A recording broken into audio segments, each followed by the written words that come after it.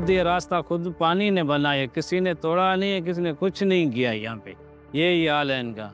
अगर यही हाल रहेगा तो अगले साल अगर इससे भी ज़्यादा पानी होगा तो ये रास्ता आधे का आधा पूरा निकल जाएगा।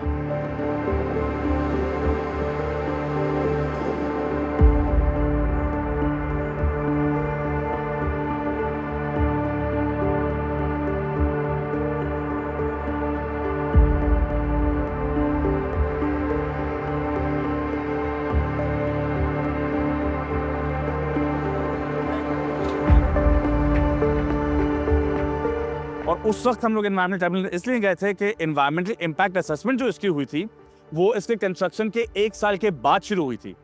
उसमें लिखा है कि कोई यहाँ पे इंडिजिनस लोग नहीं रहते, 100 साल से ऊपर लोग रहते हैं। लिखा है कि कोई यहाँ पे स्पीसीज अवेलेबल नहीं है या वाइल्ड लाइफ की किसी उसकी, पता नहीं कितनी ढेरों स्पीसीज है यहाँ पे।